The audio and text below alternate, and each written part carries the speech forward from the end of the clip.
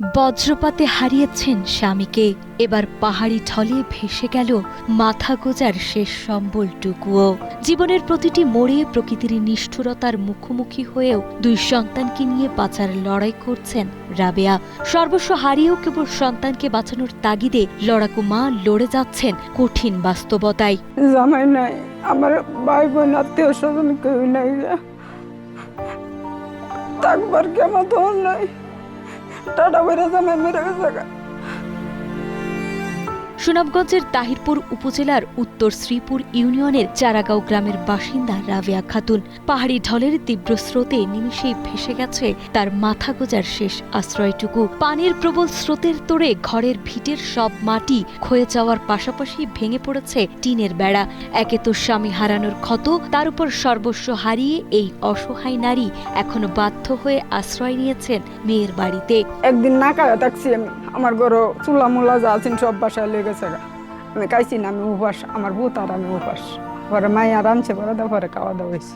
আমার আম্মু অনেক কষ্ট করছে, অনেক কষ্ট করে পড়ালেখা করাইছে, ইন্ডিয়াতে কইলে আনছে, পাহাড়ি ডলে কইলে তুলছে, হাজিরা করছে, পাহাড়ি ডলে ঘর ভেঙে গেছে গা, অনেক কষ্ট করে ঘর বাড়ি জুড়াইছে, জিনিস গেছে।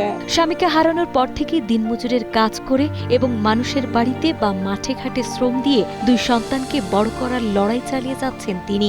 বড় মেয়ে সামিয়াকে অষ্টম শ্রেণী পর্যন্ত পড়ানোর পর অভাবের কারণে বিয়ে দিতে বাধ্য হন। বর্তমানে তার ছোট ছেলে সাবিবুল হাসান তৃতীয় শ্রেণীতে পড়ছে। নিজের হাড় ভাঙা পরিশ্রমের রোজগার দিয়ে ছেলেকে মানুষের মতো মানুষ করার স্বপ্নই এতদিন বাঁচিয়ে রেখেছিল তাকে। আইসা ওইটা বাইরে নিয়ে গেছে, সব খেতা বালি সব নিয়ে গেছে। এবারে কেউ নাই, ও সবাই হাজিরা হয়ে রাখা। এরা ঘর বানাই মানে এরা তো মনে করেন যে কামাই করবো, এই যে এক মেয়ে বিয়া দিল, মানে এক মহিলা মানুষ কিতা করবো।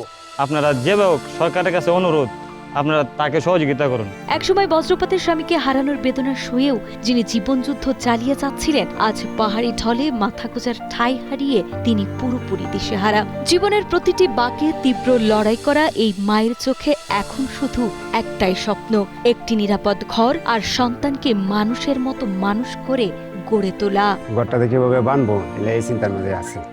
আপনারা যদি সহযোগিতা দিতে পারেন, এলার ঘরটা একটু বান্ধা দেওয়ার বন্দোবস্তা এটি আমরা কামনা করি আপনার কাছে। আমার এটাই আবদার, আমার স্বামী নাই, ঘুমানে চা দয়া করে তাইলে আমি সরকারের আমি এটা আবেদন করছি, আমার একটা কিছু দিই।